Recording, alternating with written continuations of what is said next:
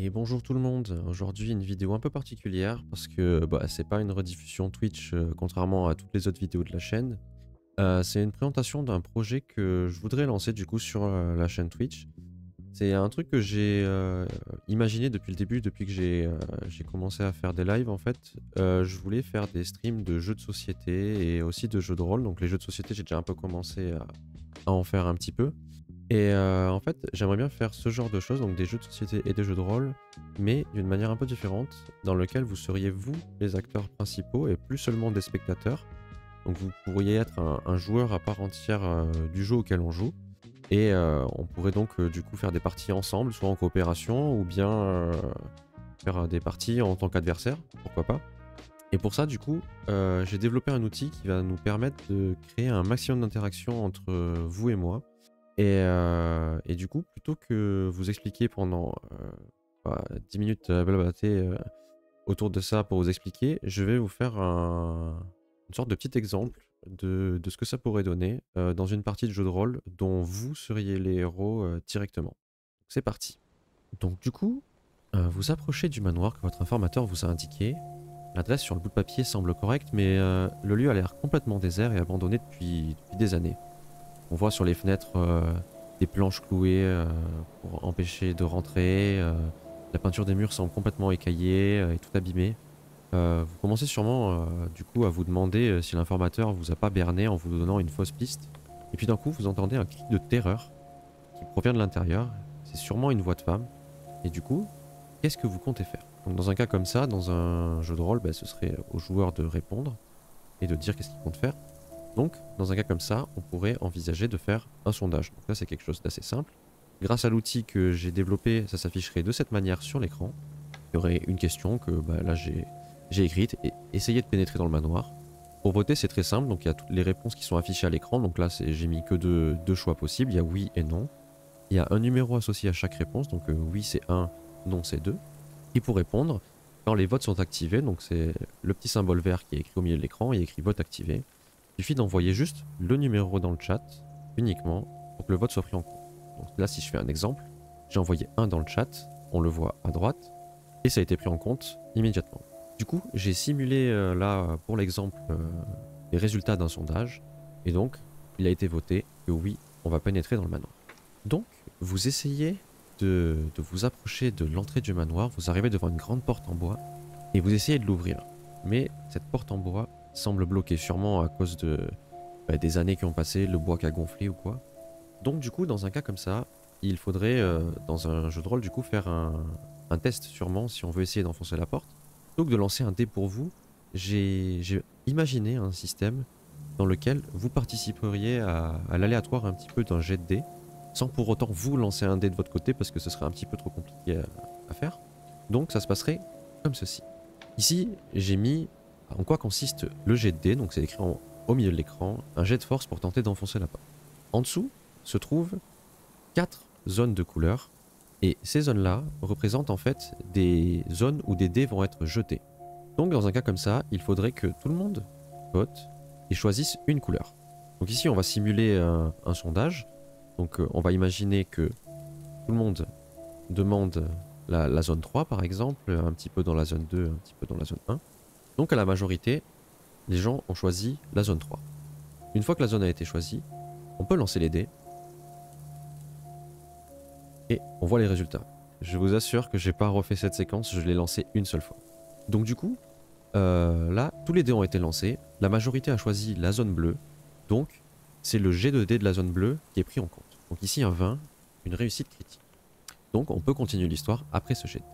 Vous arrivez à enfoncer la porte vole même en éclats complètement, et vous pénétrez à l'intérieur du manoir. Vous arrivez à l'intérieur, et immédiatement après votre entrée, vous apercevez une femme blonde qui est très grande et qui est entièrement couverte de sang. Elle a l'air complètement apeurée et elle est figée devant vous. Que faites-vous?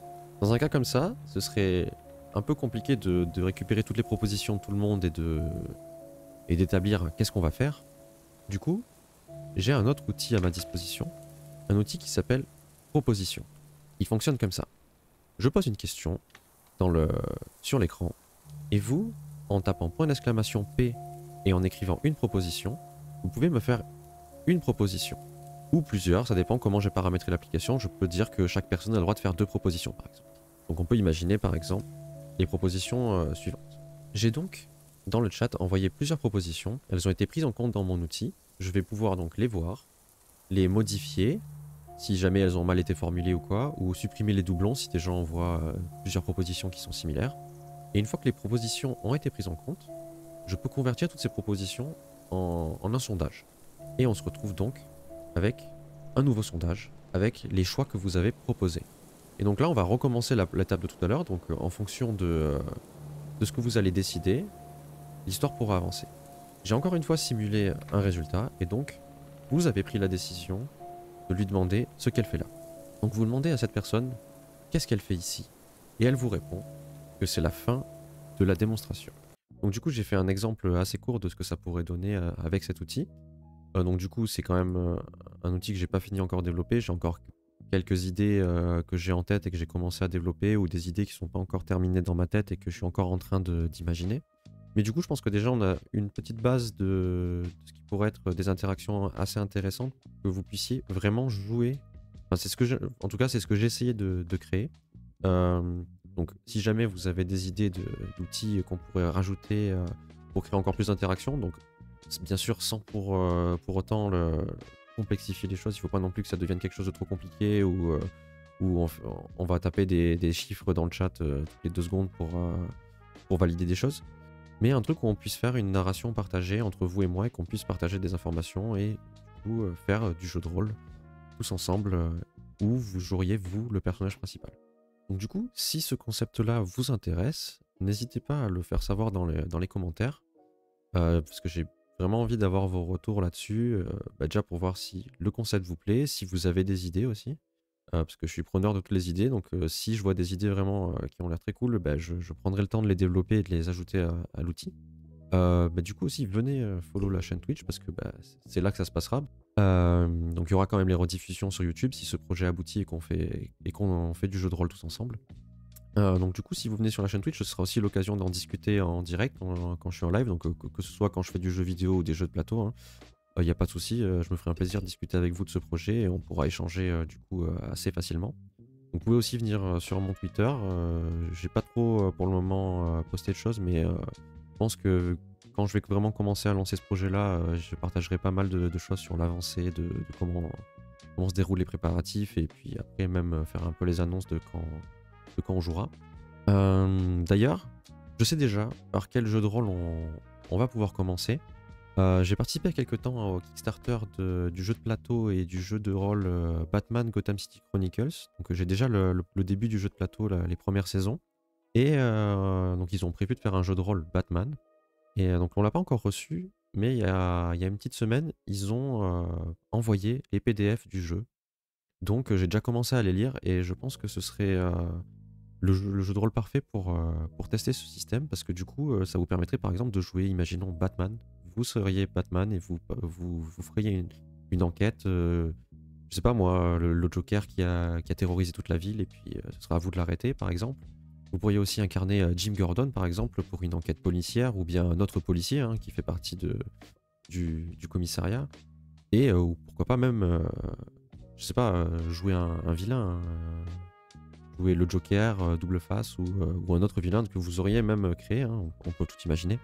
Et du coup je pense que ce jeu de rôle peut être une bonne porte d'entrée pour ce projet. Donc n'hésitez pas à me dire si ça vous intéresse aussi. En tout cas moi là j'ai commencé à lire les livres et ça a l'air vraiment très très sympa.